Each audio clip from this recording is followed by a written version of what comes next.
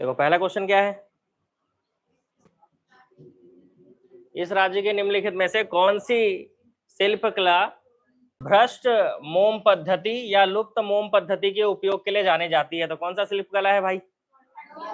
घड़वा शिल्पकला। श्योर?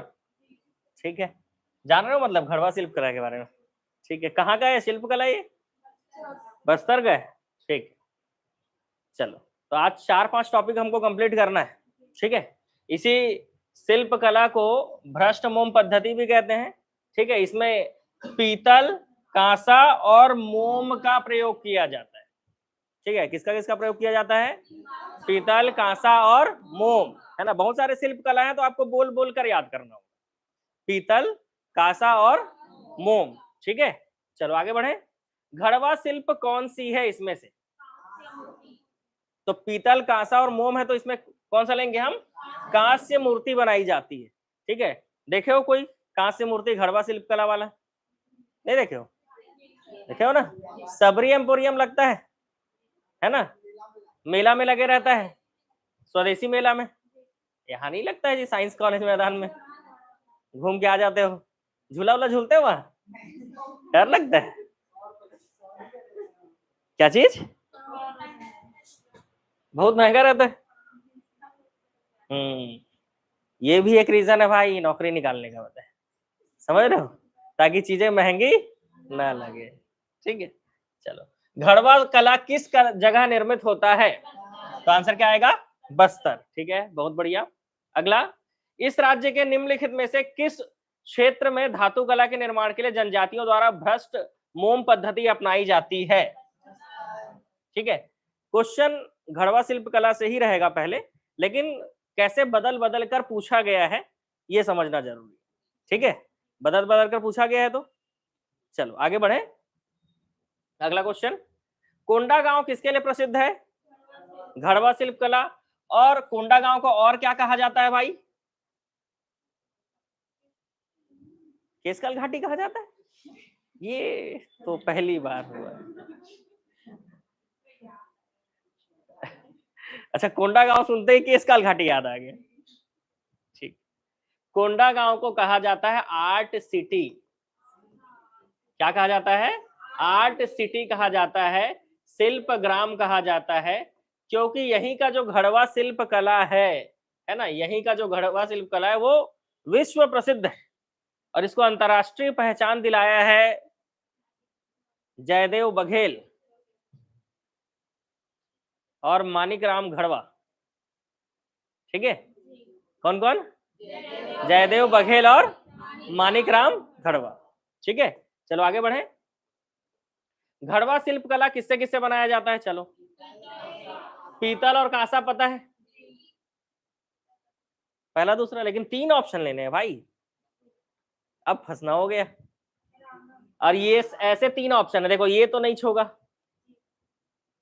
अब 3 ऑप्शन बचे जिसमें आपको 1 2 3। देखो रंग, अगर आप एग्जाम में बैठे हो समझना, हमको ये पता है कि लोहा तो यूज नहीं होता है। अगर हमको ये पता है कि इसमें लोहा यूज नहीं होता है तो आपका आंसर आसान हो जाएगा लेने में। ठीक है, तो इस तरह से सोचकर आंसर लिया जाता है, ऑप्शन ए सही हो। ठीक है, नेक्स्ट, बस्तर में परंपरागत शिल्प कला के प्रसिद्ध शिल्पकार कौन है? अभी पढ़े? ठीक है, कौन? जयदेव बघेल। जोर से बोला करो भाई। ठीक है, बोलोगे तो याद होगा। जयदेव बघेल किस कार्य क्षेत्र से संबंधित है? तो शिल्प कला, है ना, शिल्प कला। जय घड़वा शिल्पकार कौन है? जयदेव बघेल। ठीक है,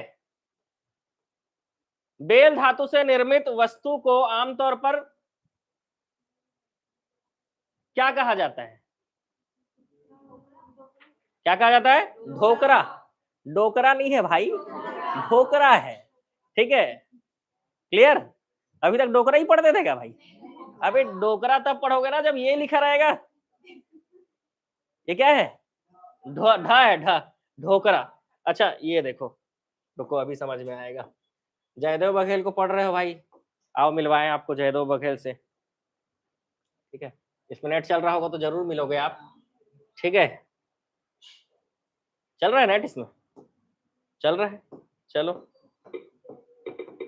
जयदेव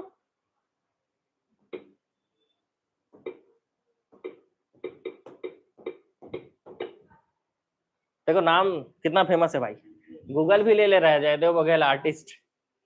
ठीक है, जयदेव बघेल आर्टिस्ट, ये देखो इस तरह, ये है जयदेव बघेल और ये रहा उनका कला, शिल्प कला। देखो इस तरह से मूर्तियां बनाई जाती है, ठीक है, याद रहेंगे ना। अब जयदेव बघेल जैसे ही दिमाग में आया तो याद रखोगे। मूर्ति ये ओपन नहीं हो रहा है भाई,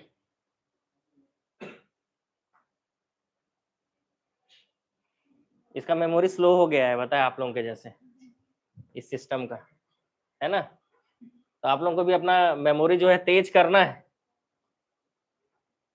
तो मेमोरी तेज कैसे होगा ये बताओ, ये दिख रहा है?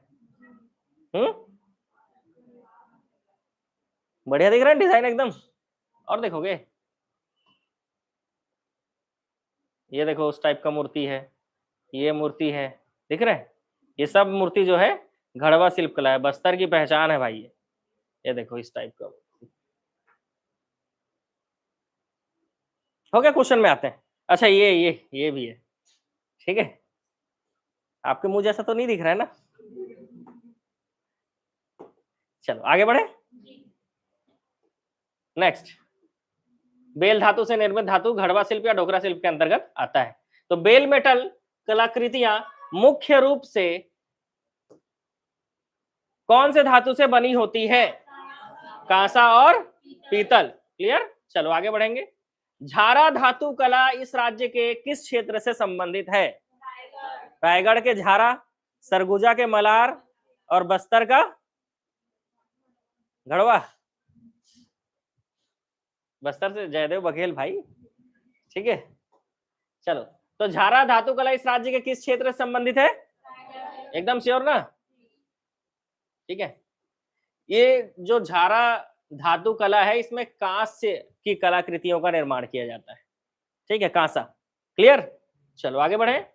निम्नलिखित में से किस नाम से इस राज्य के रायगढ़ जिले की धातु मूर्ति कला जानी जाती है? झारा, ठीक है, आगे बढ़ेंगे। झारा शिल्पकारों द्वारा निर्मित शिल्प, सबको बोलना है, ठीक है। कौन सा शिल्प? कांस्य शिल्प। सरगुजा में कौन सी जाति धातु मूर्ति कला का कार्य करती है? मलार, ठीक है, कौन जाति? मलार। छत्तीसगढ़ की बांस बर्तन बनाने वाली अनुसूचित जनजाति कौन सी है? सॉरी, कौन सी नहीं है? हलबा नहीं है, क्यों? कृषि कार्य करती है, ठीक है। कमार, बिरहोर, धनवार और कंडरा, ये सब बांस के बर्तन बनाते हैं। इसमें सबसे फेमस कौन है? कमार, ठीक है। इन चारों में भी किसी को चुनना हो तो किसको चुनेंगे? कमारों को चुनेंगे, ठीक है। नेक्स्ट, कंडरा याद रखना साथ में। चलो, धनवार जनजाति का परंपरागत कार्य अभी पढ़े, बांस शिल्प, ठीक है। निम्नांकित में से कौन सी जनजाति बांस बर्तन नहीं बनाती है? कंवर, क्यों? ये सैन्य कार्य करते हैं। कंवर क्या करते हैं भाई? सैनिक कार्य करते हैं। इनका काम है सेना वाला काम करना, सैन्य कार्य करते हैं, ठीक है। तो कमार, धनवार, कंडवार, कंडरा और एक और क्या है? बिरहोर, ठीक है। निम्नलिखित में से बांस बर्तन बनाने वाली अनुसूचित जनजाति कौन सी है? कंडरा ले लेंगे आंसर, ठीक है। नगेशिया लोग नाक पकड़ेंगे, उरांव लोग सरहुल नृत्य करेंगे। अच्छा, उरांव सुनते ही सरहुल याद आ जाता है। कंडरा जनजाति मतलब बांस शिल्प, ठीक है। ये सब ना बहुत कंफ्यूजन रहता है इसमें, इसीलिए बोलोगे तो याद होगा, ठीक है। जैसे जैसे बोलते जाओगे क्या होगा? याद होगा। प्रमुख स्रोत जीवन यापन का है कौन सा शिल्प है भाई, बताओ? कमार का बांस शिल्प, ठीक है। चलो, बहुत बढ़िया, आगे बढ़े। छिंद पत्ते से चटाई व टोकरी कौन बनाते हैं? कौन बनाते हैं? शिकारी, ठीक है। शिकारी जनजाति के लोग छिंद पत्ते से क्या बनाते हैं? चटाई और टोकरी बनाते हैं। ठीक है। अगला क्वेश्चन, शिकारी जनजाति का परंपरागत कार्य चटाई और झाड़ू बनाना। तो चटाई और झाड़ू खरीदना है तो किनसे खरीदेंगे? ऐसे याद रखना पड़ेगा। ठीक है, कि चटाई झाड़ू खरीदना है तो किससे खरीदेंगे? अब जहां से खरीदोगे उससे पूछना शिकारी जनजाति का है कि नहीं भाई तू, अगर है तो दे, नहीं है तो फिर नहीं, हम नहीं खरीदेंगे भाई। ठीक है। कास्ट शिल्प क्या है? सिंपल क्वेश्चन है। लकड़ी की अगर कारीगरी की गई है ना, लकड़ी के डिजाइन बनाए हुए हैं तो वो क्या है? कास्ट शिल्प है। ठीक है। कास्ट कला के लिए कौन सी जनजाति प्रसिद्ध है? हाँ बताओ भाई, कास्ट कला के लिए कौन सी जनजाति प्रसिद्ध है?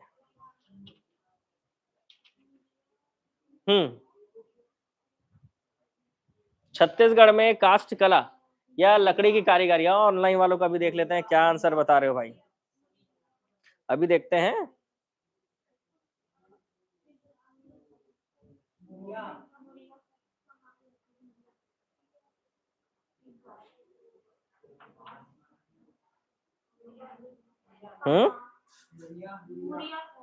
मुड़िया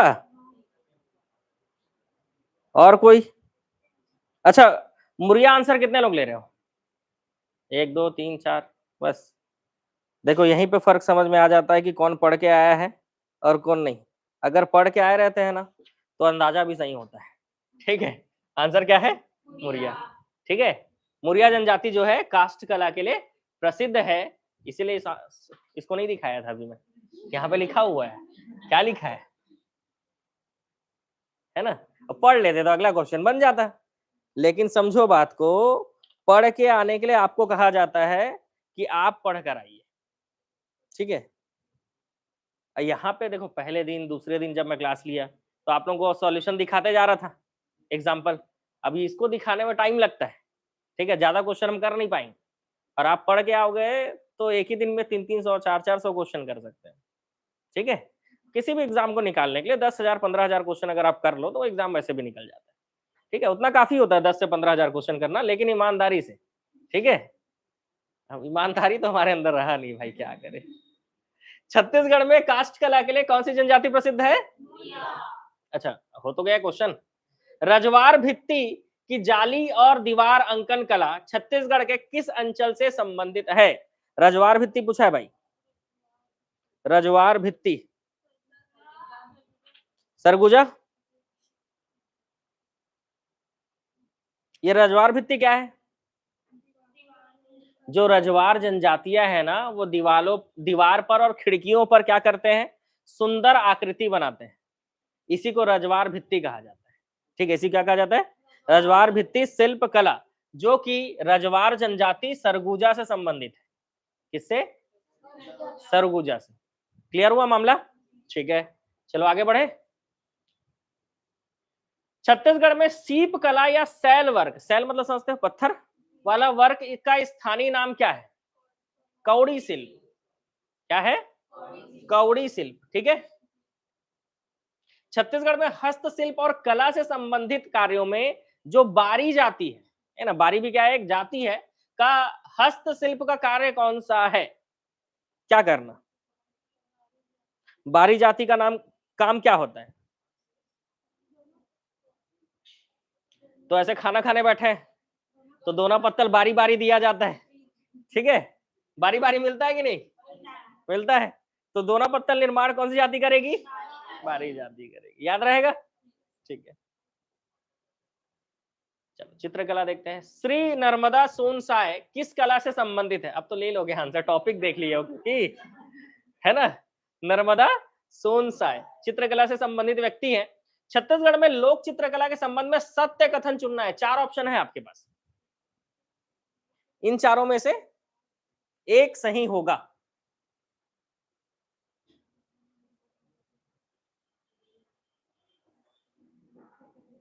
मैं भी पढ़ के बता सकता हूं, लेकिन आपका रीडिंग पावर अच्छा होगा अगर आप पढ़ोगे तो। बी सही है। ठीक है, लोक चित्रकला ग्रामीण घरों की दीवारों पर की जाती है, ये सत्य कथन है। ठीक है, ऑप्शन इसका बी सही होगा। ठीक है, ऑप्शन कौन सा सही होगा भाई? बी सही होगा। ठीक है, बाकी सब गलत कथन है, आप पढ़ते रहिए। हरेली में किया जाने वाला चित्रांकन क्या कहा जाता है? सवनाही। देखे हो सवनाही चित्रकला?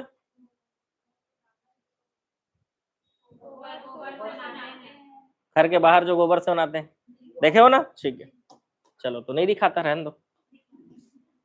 देखना है, सवनाही देखना है, बस पढ़े। अरे अगर कुछ जिज्ञासा है तो सर्च कर लिया करो, कितना टाइम लगता है? गूगल आपके पास है सिर्फ व्हाट्सएप चलाने के लिए क्या भाई, मोबाइल? ये सब चीज से तो दूर ही रहना चाहिए। जियो हॉटस्टार से, नेटफ्लिक्स से। कितने लोगों के पास सब्सक्रिप्शन है ये बताओ तो नेटफ्लिक्स का? नहीं है ना, ऐप ही नहीं है। रखना भी नहीं। ठीक है, क्या क्या दिखाने वाला हूं आपको? हरेली चित्र, हरेली चित्रकारी, इसी में तो आएगा ना सवनाही? चलो देखते हैं। ये तो हरेली आ गया भाई, तो सवनाही लिखते हैं सीधा, है ना?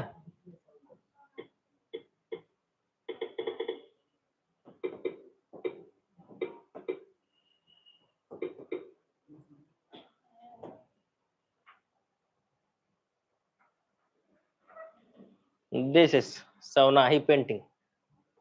अरे ये अच्छा है, ये चित्र अच्छा है। देखो, एक में सवनाही, एक में नोहडोरा है। ठीक है, एक साथ है, रुको इमेज में आएगा। ये देखो भाई, दिख रहा है सवनाही चित्रकारी? इसका अच्छा दिख रहा है नहीं? चलो, बाबा बाबा कहाँ से आ जा रहे हैं भाई बीच में। ये देखो सहनाही और नोहडोरा देख लो, उस समय देख, नवडोरा भी दिखाइए ऐसा मत बोल देना आता है। वो सवनाही है, कुछ नहीं है, गोबर लिए। उभरा हुआ है। ठीक है, उभरा हुआ है डायग्राम।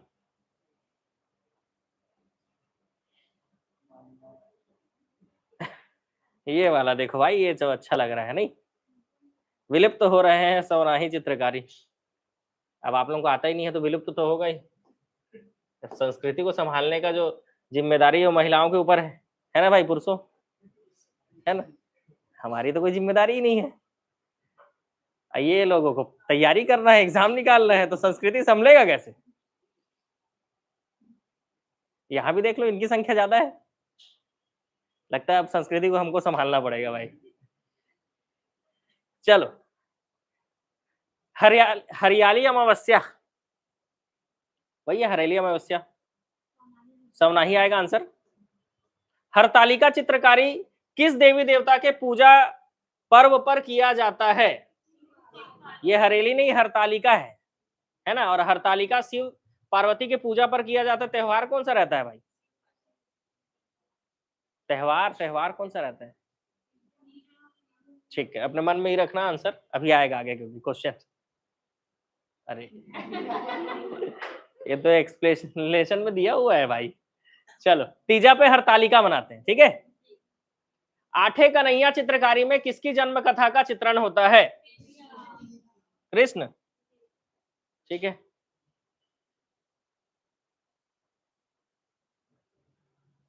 इसमें क्या होता है? 8 पुत्रियों वाली चित्र बनाते हैं महिलाएं।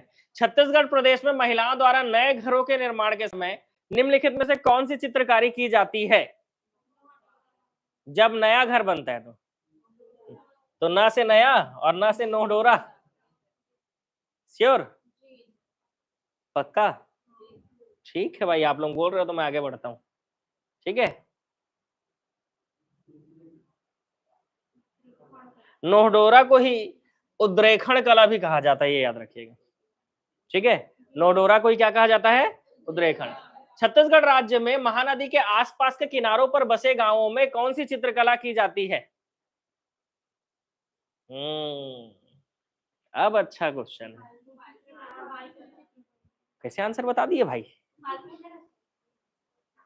पढ़ के आए हो?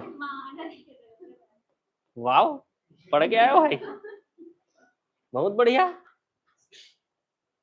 इसके अलावा याद रखना, इसी बालपुर चित्रकारी को ही ओडिशा लोक चित्रकारी के नाम से भी जाना जाता है। ठीक है, महानदी के आसपास के जो क्षेत्र हैं उसमें पौराणिक चित्र बनाने वाली जो चितेर जाति है, उसी के चित्रकारी को क्या कहा जाता है? बालपुर चित्रकारी कहा जाता है। ठीक है, चलो। छत्तीसगढ़ में प्रसिद्ध किस चित्रकला की शैली को ओडिशा लोक चित्र शैली के नाम जाना जाता है? यही नहीं पढ़ाना था अभी, आसान हो जाता है आप लोगों के लिए क्वेश्चन, एक्सप्लेनेशन देख लेते हो तो। छत्तीसगढ़ में लोक चित्रकला कौन कौन सा है इसमें से? सवनाही है, लोहडोरा है। अब एक में मामला तो फंसेगा आपका, बताओ।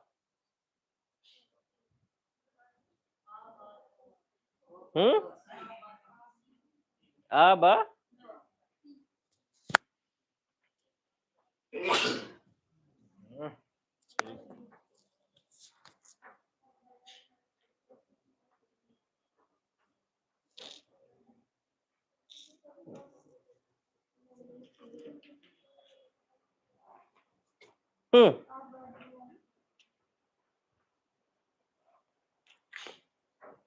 ये नहीं है।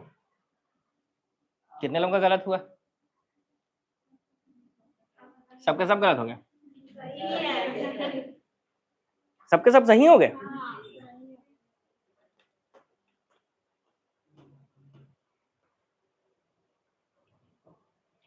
चलो तो इसको मिलाओ।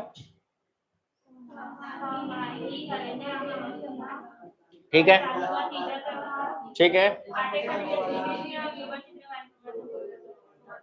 ऐसे आसान क्वेश्चन आएंगे एग्जाम में तो बनेगा कि नहीं?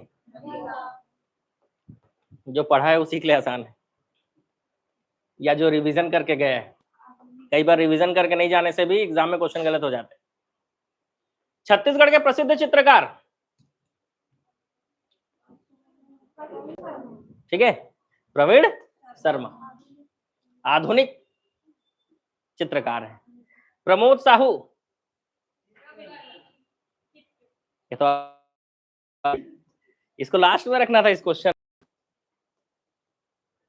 गोदना गोदने वाली अनुसूचित जनजाति, ओझा। ये क्वेश्चन देखो कितने बार पूछा गया है। गोदना गोदने का कार्य करने वाली जनजाति, ओझा है। टैटू बनाने वाली। गोदना गोदने वाली अनुसूचित जनजाति, ओझा, गोंड। गोदना शिल्पकार कौन है? कई तरह से पूछता है इस क्वेश्चन को, लेकिन जब पूछे कि गोदना प्रिय जनजाति कौन सी है तो बैगा। ठीक है, चलो। स्त्रियों के माथे पर गोदना गुदवाना किस जनजाति की विशेषता है? बैगा जनजाति। माथे पर गोदना किस जनजाति की विशेषता है? बैगा। छत्तीसगढ़ में गोदना गोदने वाली अनुसूचित जनजाति, देवार। अब ठीक है, क्या बोला है? अनुसूचित जाति बोला है, तब क्या लेंगे आंसर? देवार। गोदना शिल्पी किस जाति के होते हैं? देवार। चूरा पाट किस वृक्ष में बांधा जाता है? चूरा पाट।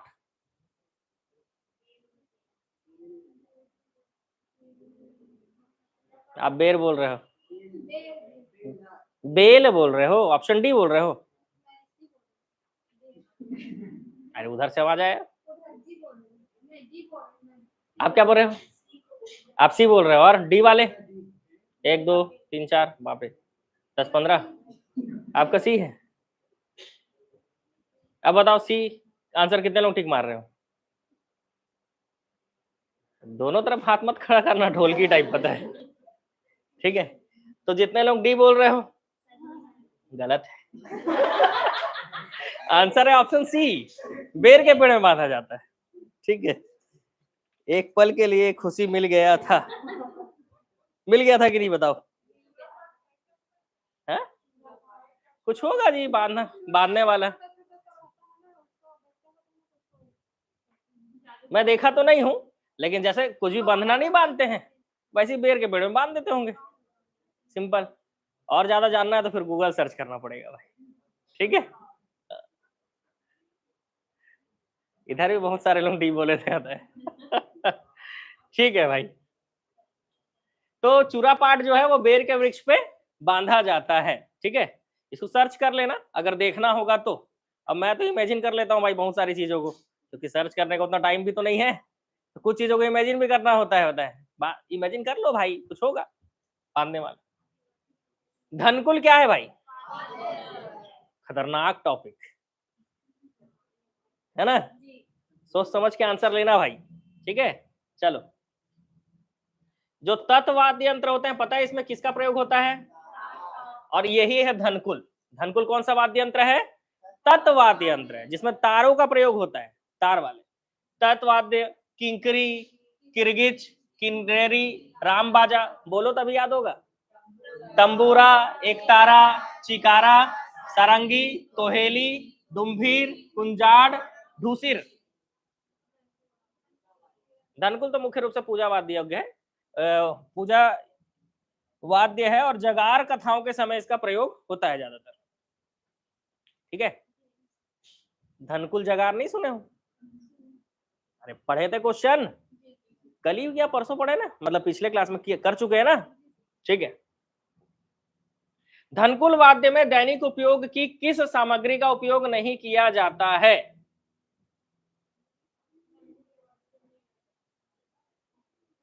धनुष, तीर, सूप, हंडी, किसका प्रयोग नहीं किया जाता है?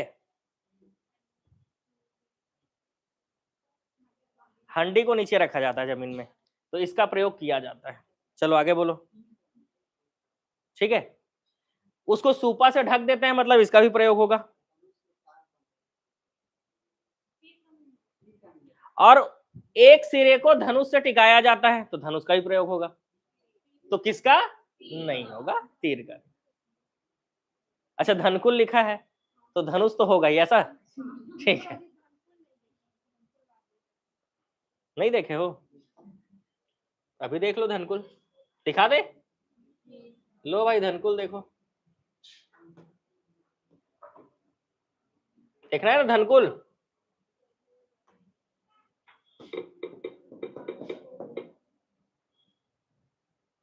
ये करवा रहा है धनकुल इंस्ट्रूमेंट, ये है, देख रहे? हाँ जी, ऐसे ही रहता है। किसमें देखें? इसमें देखो, इसमें अच्छे से दिख रहा है, देखो धनकुल दिख रहा है ना, धनुष से भी एक सिरे को टिका के रखे हुए हैं। आ रहा है समझ में कि नहीं आ रहा है अभी? कैसे बजाते होंगे? कैसे नहीं बजाएंगे जी, ये हाथ में कुछ है, टिड़िंग टिड़िंग बजता होगा, तार तार को बजाते होंगे ना जी, ठीक है। चलो धनकुल क्लियर, देख लिए, मटका, सूपा और धनुष, क्लियर।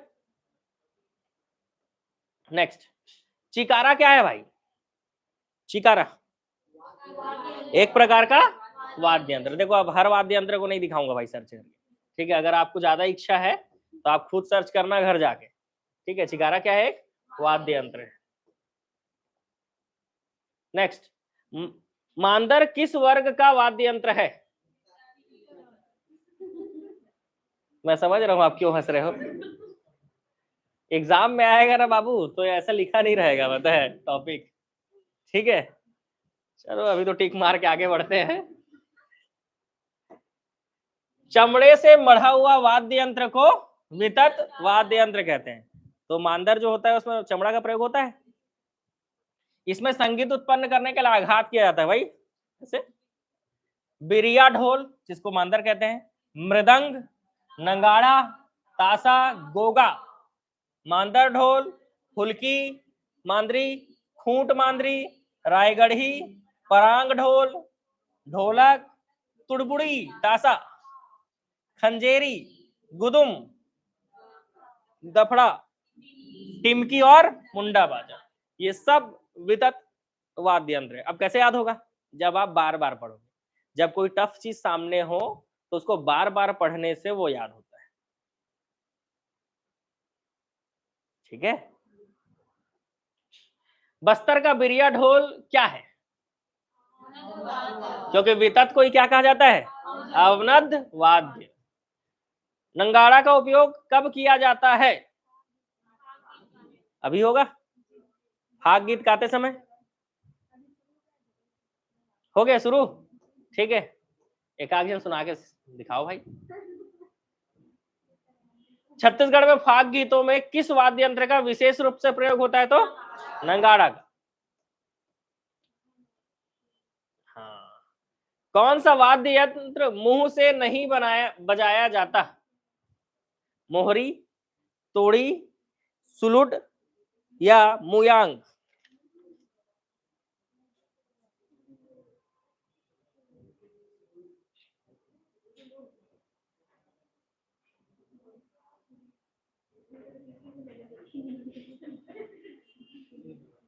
तो इसका आंसर होगा मुयांग। घन वाद्य यंत्र मतलब समझ रहे हो?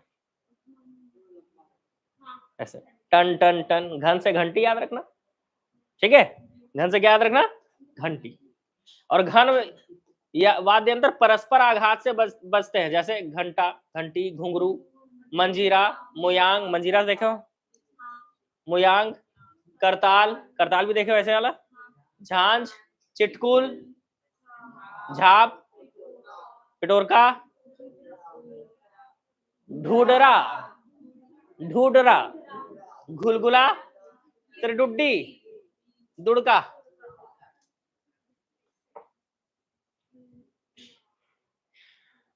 कौन कौन वाद्य यंत्र पढ़ के आए थे बताओ, एक जन।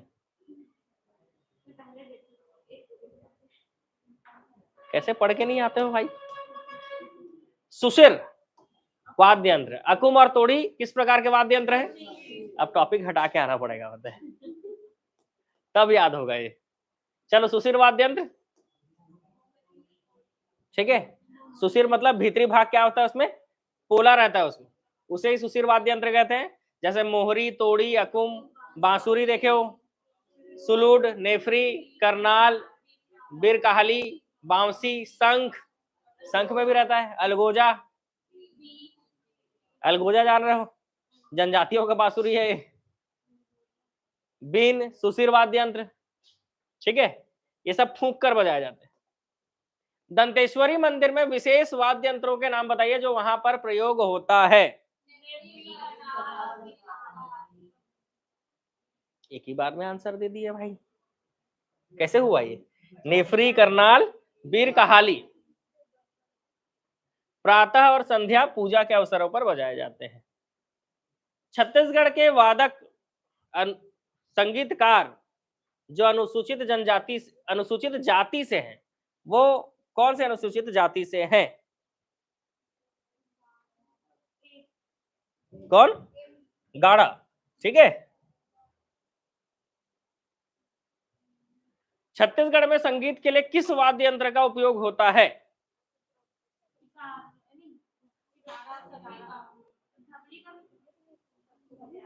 सब बजाते हैं, उपरोक्त सभी। ऐसे क्वेश्चन का आंसर उपरोक्त सभी होता है। इस राज्य का पीट कर बजाए जाने वाले वाद्य यंत्र जिसमें 12 सिंगा का सिंग लगा होता है, पीट कर बजाते हैं, 12 सिंगा का सिंग भी लगा होता है, भाई बताओ।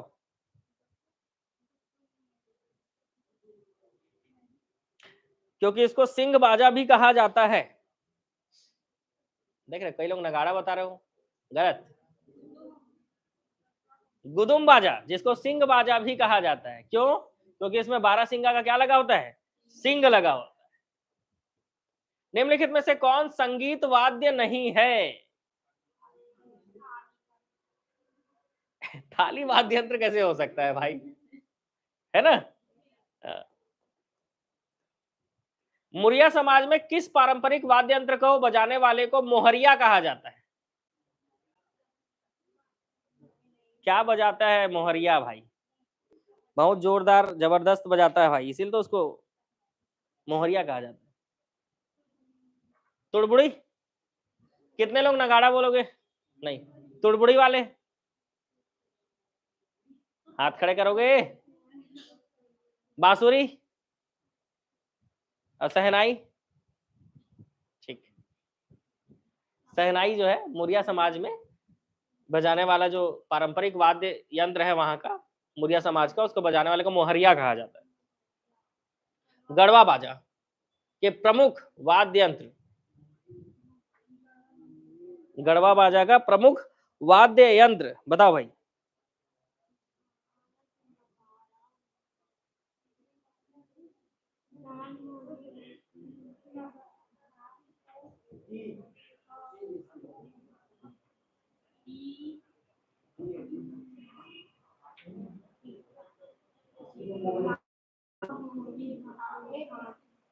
एबीसी बोल रहे हो?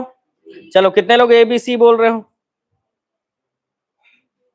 इतने सारे लोग। चलो ठीक करते हैं, काहे चिंता कर रहे हो, तुरंत ठीक हो जाएगा। चलो, झांझ है, नगाड़ा है, मोहरी है, ठीक है, बांसुरी नहीं है। क्लियर? तो ए बी सी सबका आंसर सही हो गया। चलो अब देखते हैं आप मिला पा रहे हो कि नहीं।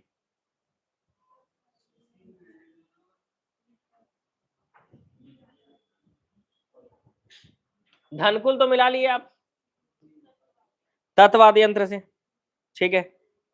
वितत बताओ भाई, वितत। तासा। घन वाद्य यंत्र, चिटकुल, बजा सुशिर, करनाल। सही है ना? अब ऐसे देखने में डर लगता है, पता है, ऐसे देखो तो जल्दी याद होता है, ठीक है, ऐसे देखोगे तो जल्दी याद होने लगता है भाई। तत् वाला धनकुल है, वितत वाला तासा है, घन वाला चिटकुल और सुशिर वाद्य यंत्र करनाल, ठीक है। चलो, सिर एवं माथा,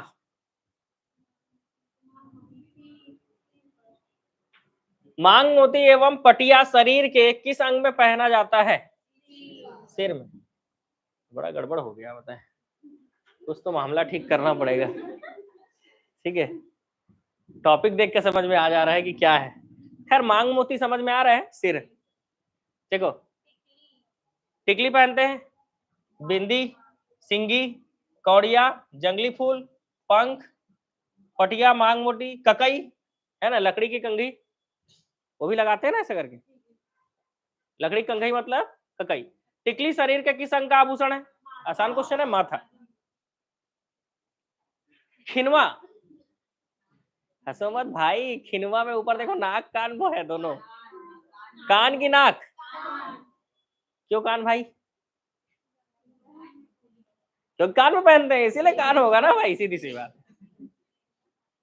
खिनवा कान में पहना जाता है, और नाक ऐसे ऊंचा रहता है, ऊंचा मतलब एक ही मात्रा, और एक ही मात्रा मतलब खेनवा आएगा, तो नाक में खेनवा होगा, कान में खिनवा।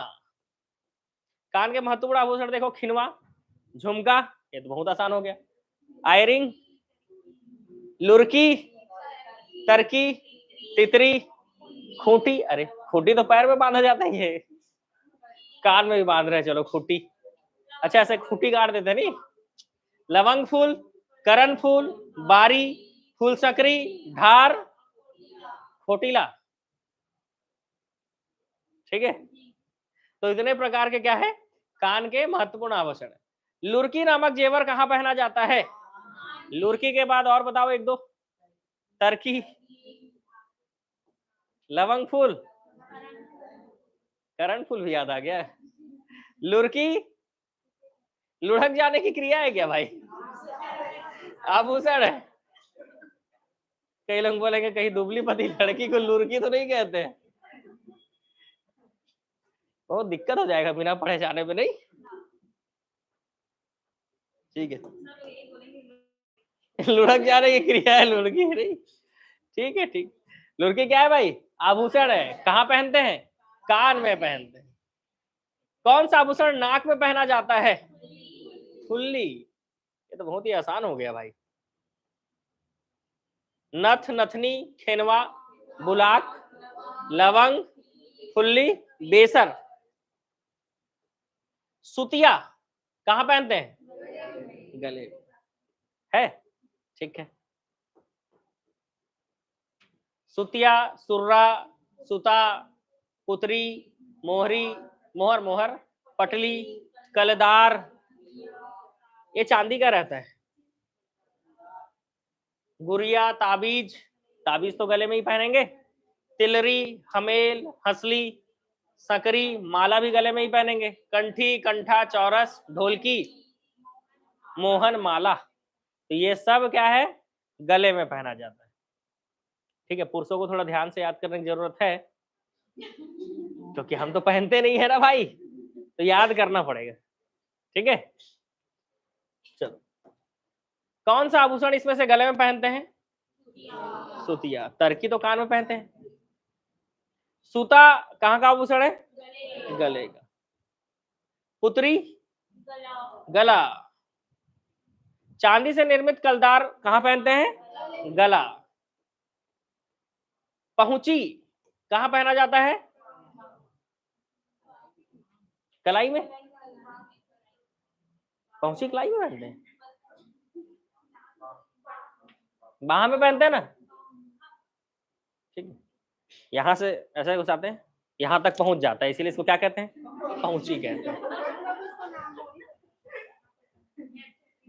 समझ गए? अरे यहाँ रखते हैं और ऐसे हाथ करते हैं तो कहाँ पहुंच जाता है? यहाँ।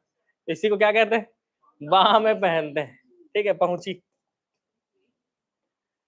चलो, अंगूठी उंगली में पहनने वाला मुंदरी या छल्ला कहा जाता है। कलाई में चूड़ी पहनते हैं, एठी, पाटला, बनवरिया, पटा, ककनी और कड़ा और हरैया। और बाह में जो है नांगमोरी, बहुटा, इसी को बाजूबंद भी कहते हैं, पहुंची और केयूर। क्लियर है? अब तो क्वेश्चन बन जाएगा। कौन सा आभूषण अन्य से भिन्न है? सुता, पुतरी, हंसली, ये सब गले में पहनते हैं। पहुंची कहाँ? बाह में। तो अलग कौन सा हुआ? पहुंची। तो आंसर क्या हो जाएगा? Option D. आंसर क्या हो जाएगा? Option D. चलो आगे। छत्तीसगढ़ में आभूषण पहुंची शरीर के किस अंग में पहनते हैं?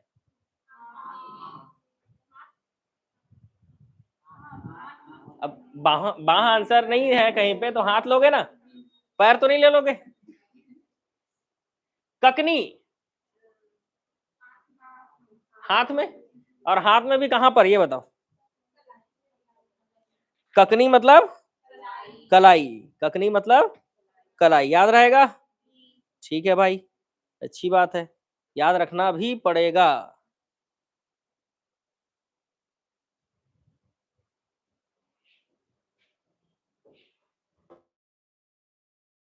बहुटा का मतलब? बहुटा मतलब बहू के आभूषण टिक मत।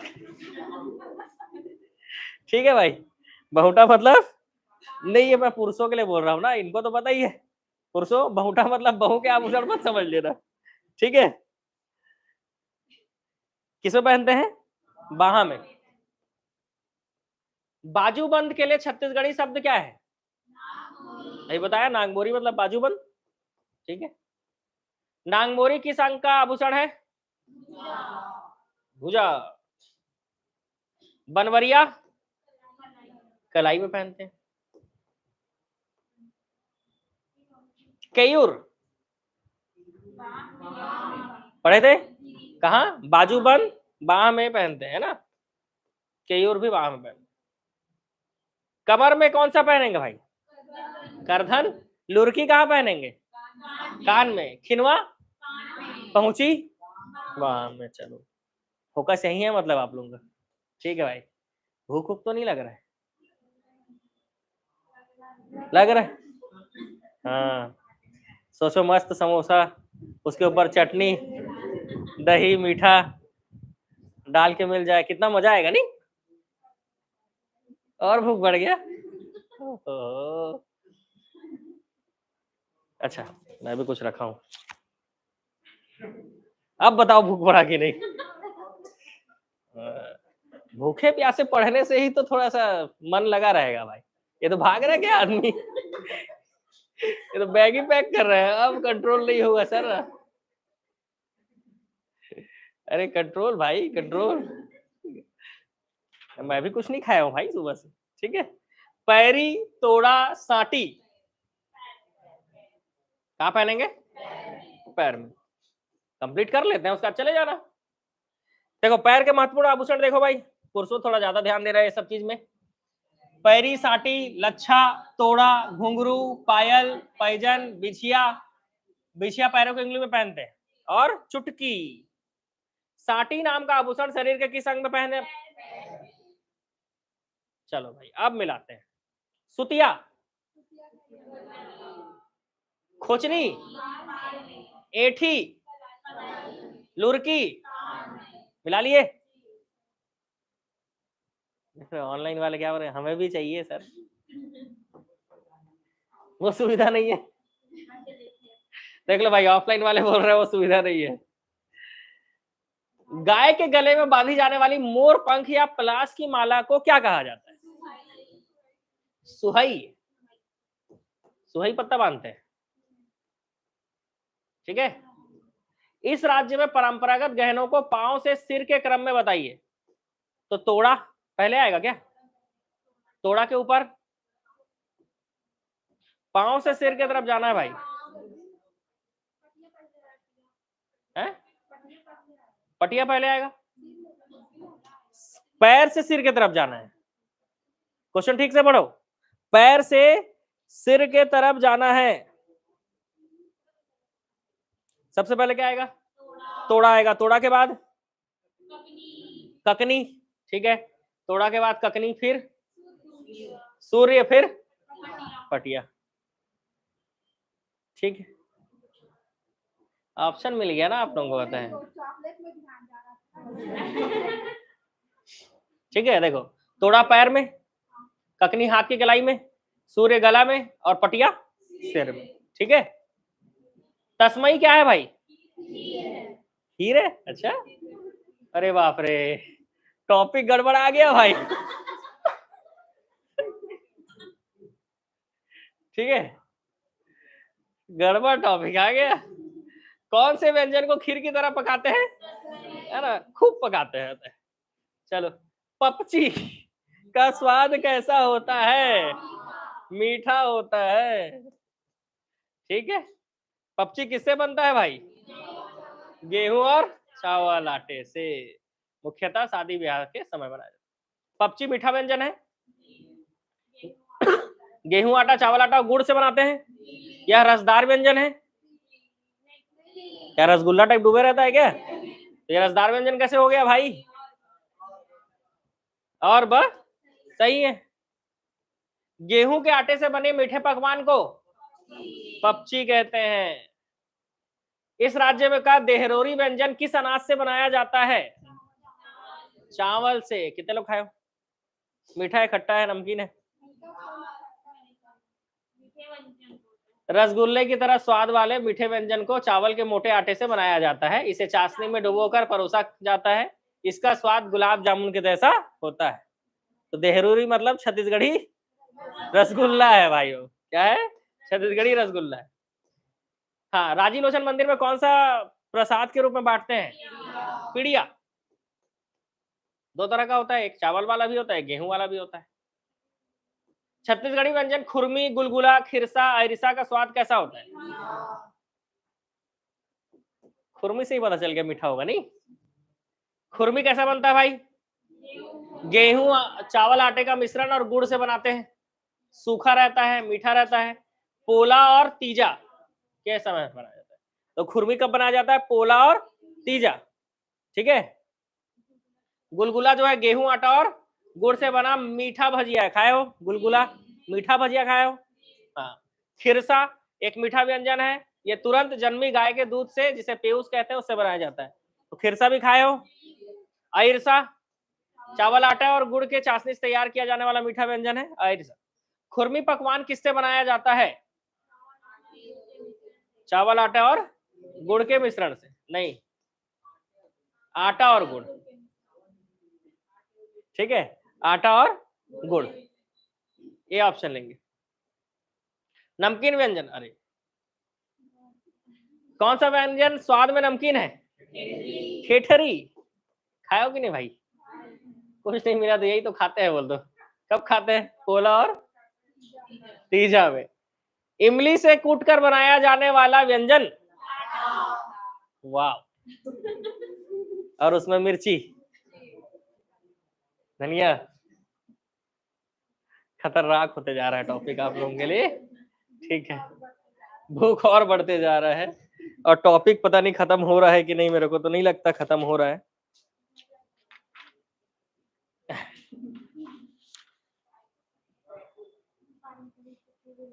क्या बोल रहे हो? रायपुर सब जगह होने लगा। कब स्थापित किया गया था? 26 जनवरी 2016। कहां पर? महंत घासीदास स्मारक संग्रहालय, है ना। प्रथम गढ़कलेवा की शुरुआत यही हुआ था। इसमें से कौन सा व्यंजन चावल से बनता है? बताओ भाई, कौन सा व्यंजन चावल से बनेगा? चौसेला और आइरसा। तो आंसर क्या होगा? बा और दा। ठीक है। गेहूं से बनाया जाता है खुरमी और गोबरा। आंसर क्या आएगा? 1 और 2। किस त्योहार में पसहर चावल का उपयोग करना अनिवार्य होता है? खमर छठ, हल षष्ठी। ठीक है। कब होता है भाई ये? भादो माह कृष्ण पक्ष की षष्ठी को यह त्योहार मनाया जाता है। क्यों मनाया है? संतान की लंबी आयु के लिए खमर छठ मनाया जाता है। हरा। चावल के आटे से क्या बनता है? हरा बनता है। या 2 प्रकार का होता है, नमकीन भी और दोनों खाए हो?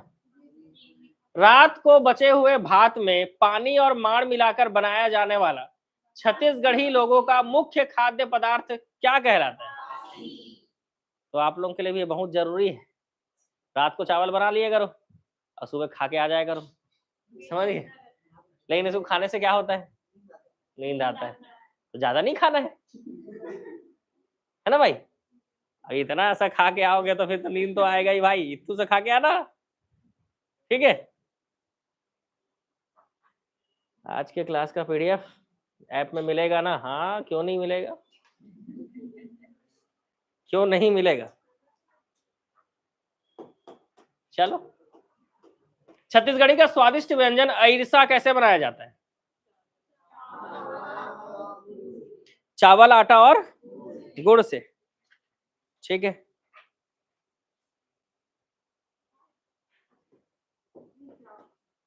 कि कुछ और है? पक्का? ठीक है, खत्म। टॉपिक हो गया आपका एंड। तो मजा आया भाई? कल क्या पढ़ के आओगे? टॉपिक नोट करो, ठीक है। बहुत दिनों से क्लास में जनजाति का क्लास चल रहा है, जोरदार नहीं? बढ़िया चल रहा है, एकदम शानदार, जोरदार, जबरदस्त। तो मेरे ख्याल से जनजाति याद भी हो गया होगा, ऐसा मैं मान लूं, है ना। ये किस टाइप का साउंड निकालते हो भाई?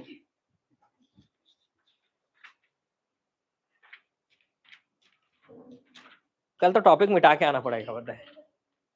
ठीक है, कल जनजाति बना ले। जनजाति, युवा गृह, विवाह पद्धति और लोक गाथा सब एक साथ करते हैं कल, ठीक है।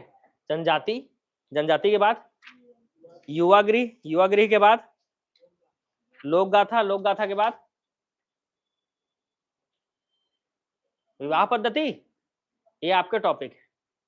टॉपिक इसलिए बताया जाता है ताकि आप उसका थ्योरी पढ़कर आइए, और थ्योरी पढ़ के आओगे तो आज का टॉपिक तो आसान था। अभी तो जनजाति आसान ही लगेगा, लेकिन जब हम पंचायती राज का क्वेश्चन बनाएंगे, भूगोल का क्वेश्चन बनाएंगे, और उस समय भी आपका यही आलसपन रहा, कौन सा आलसपन? पढ़ के ना आने वाला, तो उस समय आप जरूर फंसोगे। आज भले बच जा रहे हो, ठीक है।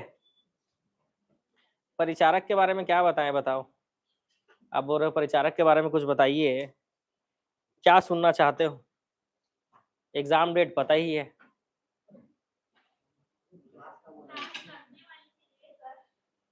हैं?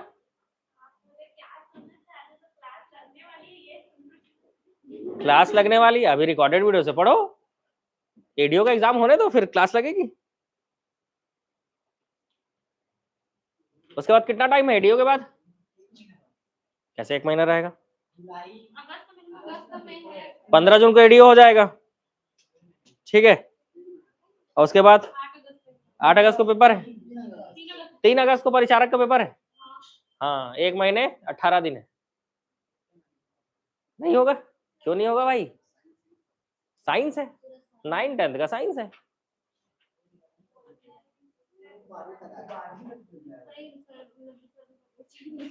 दूसरा क्वेश्चन पूछते हैं। कैसे बोलते हो भाई? ऑनलाइन कमेंट देखिए सर जी। कमेंट क्या आ रहा है? खाने पीने का मन कर रहा है, इसको क्या देखूं भाई?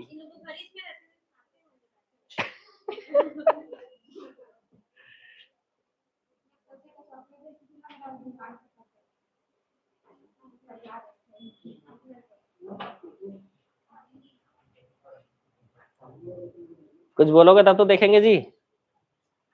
अच्छा, थैंक यू सर बोल रहे हो, मजा आ गया क्लास बोल रहे हो, ठीक।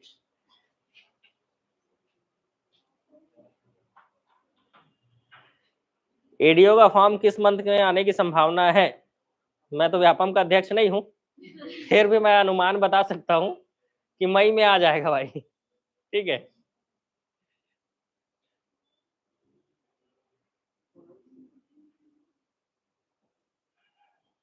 बाकी व्यापम हेल्पलाइन नंबर है, गूगल में सर्च करो व्यापम हेल्पलाइन नंबर, लगाओ फोन, पूछो, तंग किया करो, है ना।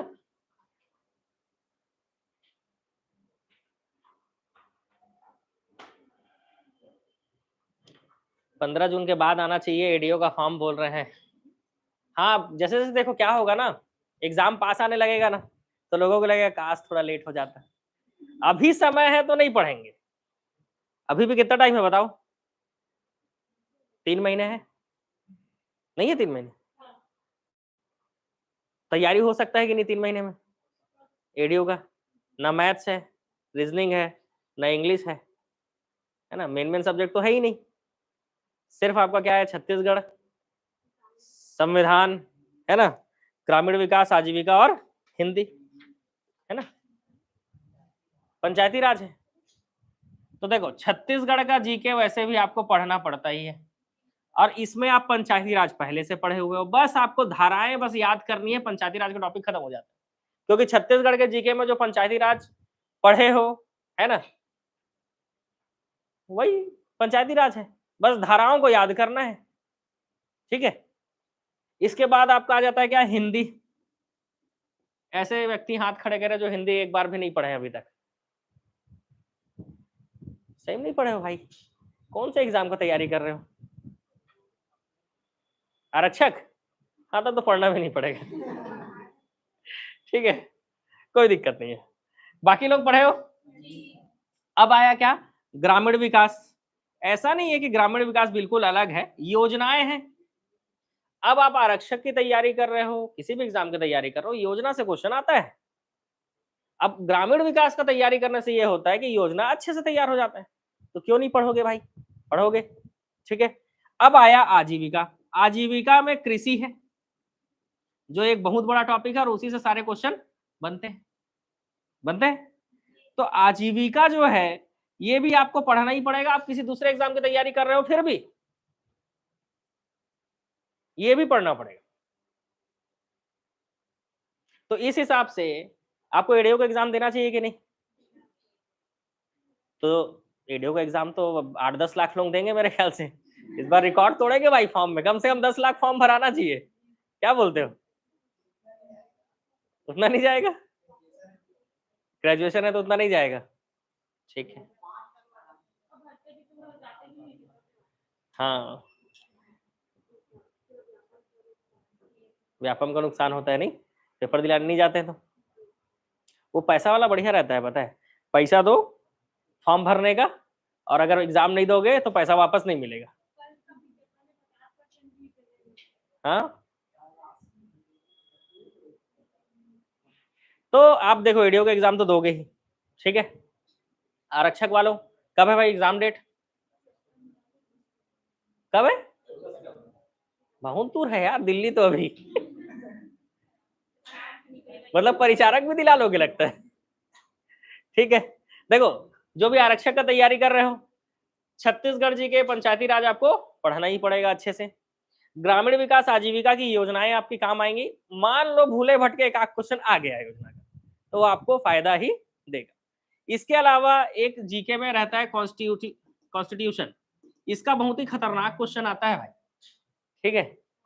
तो ये एक सब्जेक्ट आपका तैयार हो जाएगा, ठीक है। तो कॉन्स्टिट्यूशन भी आपका तैयार हो जाएगा। अब बात ये आती है कि आप एग्जाम देंगे कि नहीं, तो आप बताओ एग्जाम दोगे कि नहीं, फॉर्म भर के दोगे कि नहीं एडीओ का, ठीक है।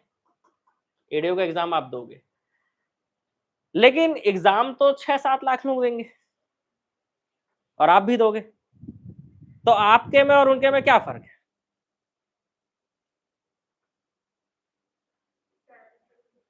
तैयारी का फर्क होगा, बताए आपके और उनके में फर्क होगा प्रिपरेशन का, ठीक है।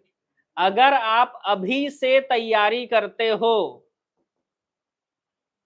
आप खुद दूसरे को यही ज्ञान दोगे कि भाई अभी से तैयारी करेगा 90 दिन में निकल जाएगा तेरा पेपर, जब दूसरा कोई को दे सकते हो ज्ञान, तो वो ज्ञान खुद के ऊपर लागू होना चाहिए कि नहीं, होना चाहिए। तो अभी से तैयारी में जुड़ जाओ, 90 दिन में हो सकता है आपका एडीओ निकल जाए, है ना भाई।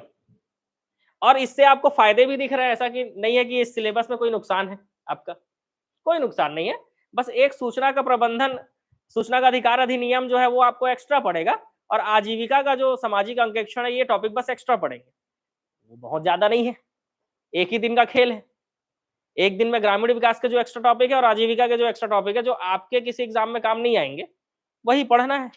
वो तो एग्जाम टाइम पे वैसे भी कर लोगे। अभी आपको क्या करना चाहिए, ये और ये बढ़िया, ग्रामीण विकास में पूरा योजना निपटा देना चाहिए, ठीक है।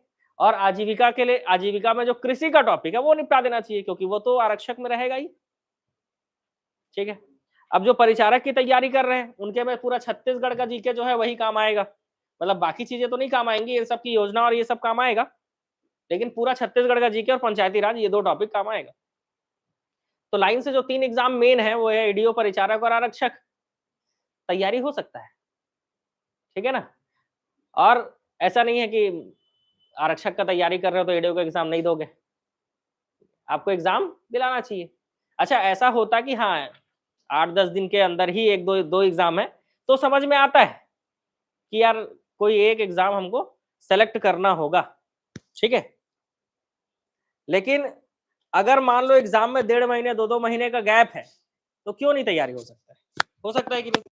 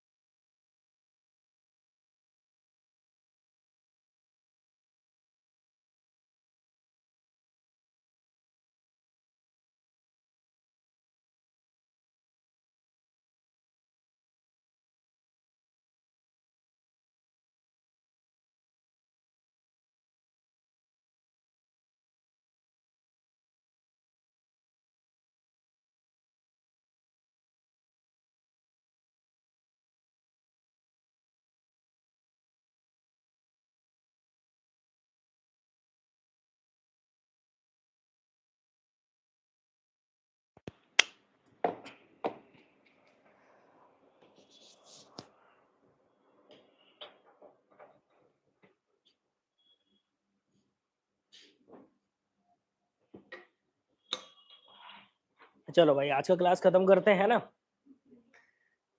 एनर्जी डाउन हो गया है, सुबह से कुछ खाए पिए नहीं रहोगे तो ऐसे ही होता है। आप लोगों का क्या है भाई, आगे बैठे रहते हो, पढ़ते हो, चले जाते हो, मेहनत तो टीचर को करना पड़ता है। चॉकलेट खाने का मन नहीं है अभी। अब एक चॉकलेट है भाई, कितने लोग बांट बांट लोगे, सही में बांट लोगे? हाँ ठीक है, ये लो भाई, देखते हैं कैसे बांटते हैं। चलो तो बांटो चॉकलेट को। हाँ देखो देखो, प्रसाद टाइप बांटो। चलो चलो देखते हैं कितने लोग बांट लेते हो। हाँ?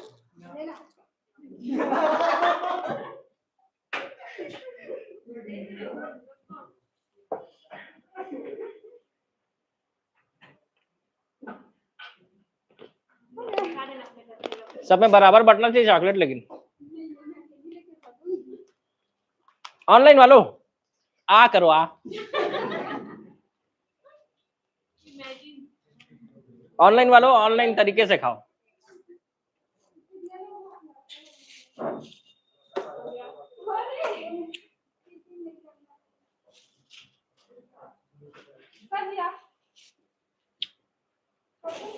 नहीं नहीं, खाना होता तो मैं खा लिया होता भाई चॉकलेट।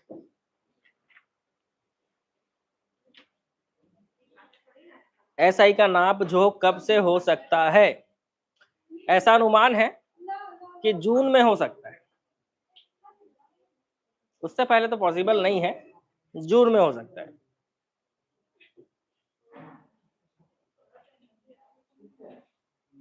हम लोग को कुछ नहीं देते वो सर जी। नहीं भाई रो मत है, ऑनलाइन वालों बिल्कुल मत रो। हाँ सही बात है, ऑनलाइन वालों को ऑफर मिलता है भाई, सही बात। बल्कि ऑनलाइन वालों को यहाँ चॉकलेट भिजवाना चाहिए ऑफलाइन वालों के लिए। शिक्षक भर्ती का तैयारी चालू कर दीजिए, इस साल के एंडिंग में हो सकता है उसका एग्जाम।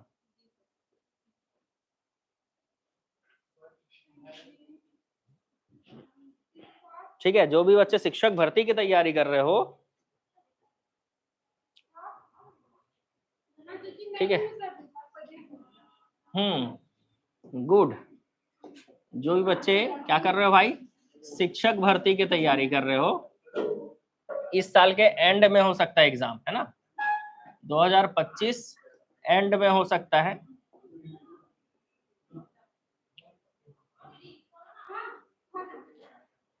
मेरा क्लास जो है वो बिलासपुर ब्रांच में लगता है, अगर आपको पढ़ना हो मुझसे तो आप बिलासपुर ब्रांच आ सकते हैं। बिलासपुर ब्रांच जो है वो डीपी कॉलेज के बगल में है, डीपी विप्र कॉलेज के बगल में, ठीक है।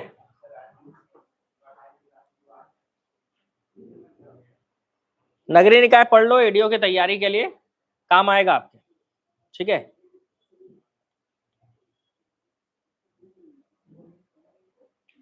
जो भी बच्चे लाइब्रेरियन की तैयारी कर रहे हो, आप हमारे मोबाइल एप्लीकेशन से जुड़कर लाइब्रेरियन की तैयारी कर रहे हो, मोबाइल ऐप से जुड़कर आप लाइब्रेरियन की तैयारी कर सकते हो। कंप्लीट क्लासेस उसमें अपलोड कर दी गई हैं, आप वहां से लाइब्रेरियन की तैयारी कर सकते हो, ठीक है। क्या कर रहे हो, पुलिस की तैयारी कर रहे हो तो पुलिस की तैयारी भी कर सकते हो। मैथ्स का जो क्लास है ना, मेरा जो मैथ्स का क्लास है वो मैंने कंप्लीट करके अपलोड कर दिया है, ठीक है, कंप्लीट है बिल्कुल। अभी क्या है, एडीओ का ऑब्जेक्टिव सीरीज, ठीक है, एडीओ का ऑब्जेक्टिव सीरीज की अभी क्लास ले रहा हूं मैं। तो अभी अगर आपको लाइव पढ़ना हो तो एडीओ का ऑब्जेक्टिव सीरीज, और साथ में हम परिचारक और आपका पुलिस, पुलिस है ना, कांस्टेबल और एसआई दोनों का भी ऑब्जेक्टिव सीरीज चालू करने वाले हैं। तो अभी फिलहाल जो है ऑब्जेक्टिव सीरीज मैं ले रहा हूँ, और जैसे ही क्लासेस बढ़ाऊंगा तो आपका थ्योरी क्लासेस भी चालू होगी, है ना।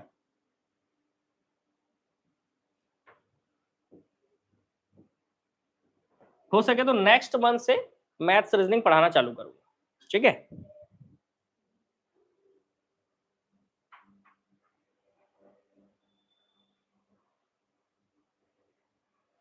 गांधी चौक वाला डीपी विप्र कॉलेज भाई बिलासपुर में, बिलासपुर में कहा, तो बिलासपुर में गांधी चौक, गांधी चौक वाला डीपी विप्र कॉलेज, कॉलेज के बगल में, बगल से रास्ता है जस्ट कॉलेज के, है ना, तो बगल वाले रास्ते को देखोगे तो दिख जाएगा एकेडमी, ठीक है।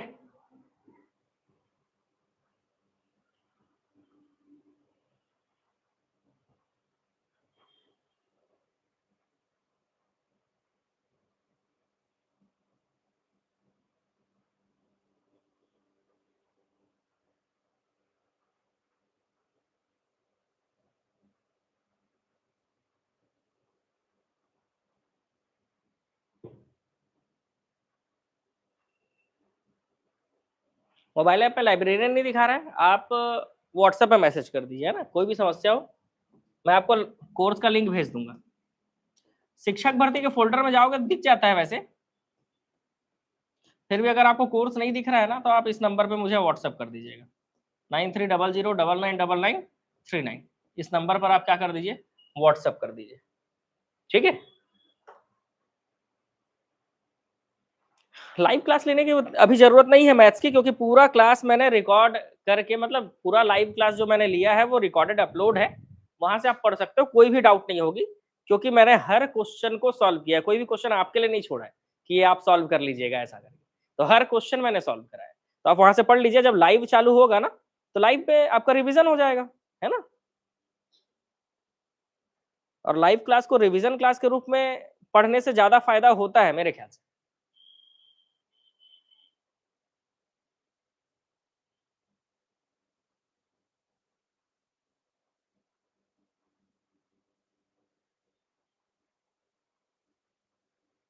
पुलिस का कंटेंट अभी कंप्लीट नहीं हुआ है, ठीक है। पुलिस में अभी क्लासेस चल रही हैं, हालांकि रिकॉर्डेड अगर देखोगे तो रिकॉर्डेड पूरा डाला हुआ है, लेकिन जो नया बैच चालू हुआ है ना उसकी क्लासेस अभी चल रही है, एक एक डेढ़ महीने और लगेगा, कंप्लीट हो जाएगा, ठीक है। देखो, अच्छा लाइब्रेरियन का क्लास नहीं दिख रहा है बोल रहे थे ना, मैं दिखाता हूँ आपको लाइब्रेरियन का क्लास कहाँ से दिखेगी, ठीक है। एक मिनट, कोई भी कोर्स ज्वाइन करना हो तो कैसे ज्वाइन करोगे वो मैं आपको दिखा देता हूँ।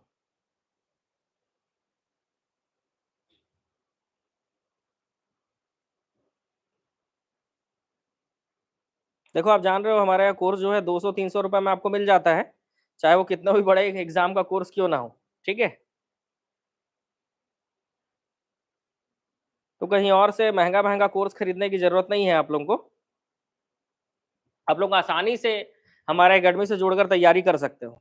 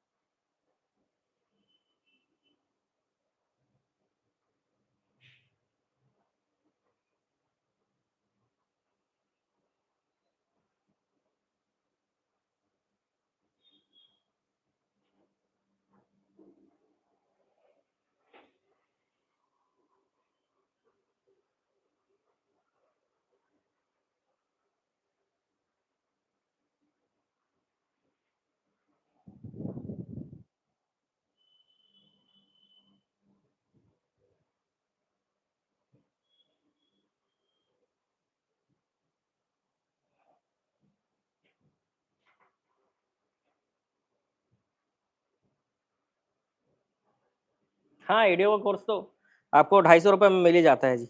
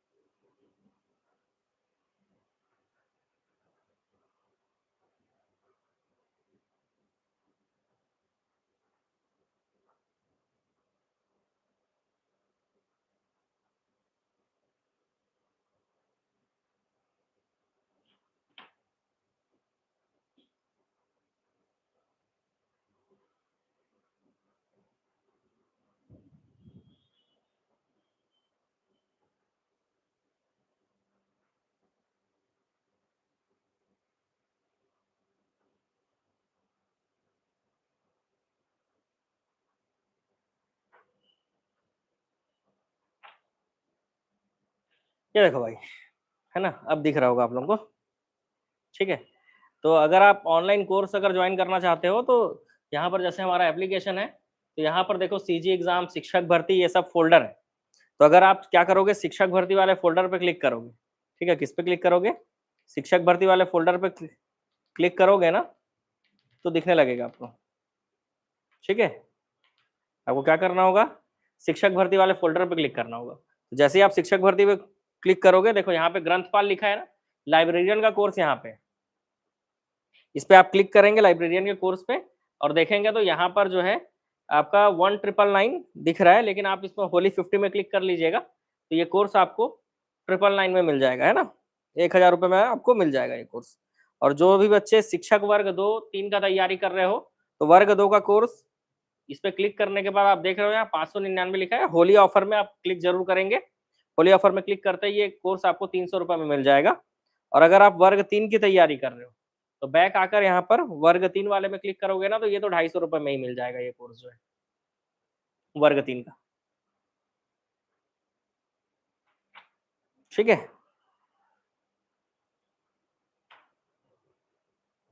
देखो यहाँ पे क्लिक कर देना होली 50 करके, तो ये जो है 500 के जगह पे 255 रुपये में आपको मिल जाएगा, ठीक है भाई।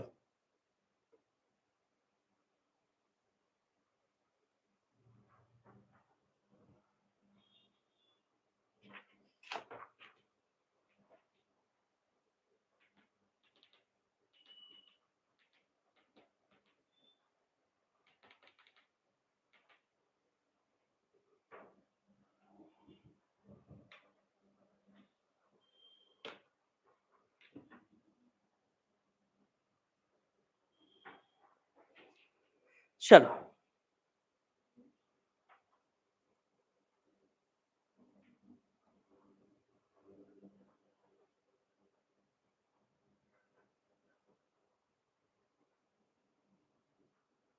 एडीओ का फॉर्म अभी नहीं आया है, ठीक है, एडीओ का फॉर्म नहीं आया।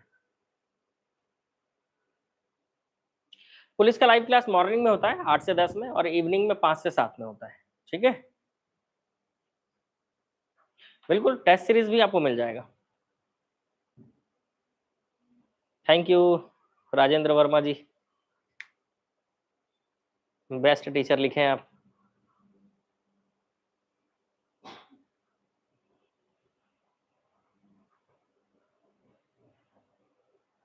चलिए, तो मिलते हैं फिर अब नेक्स्ट क्लास में।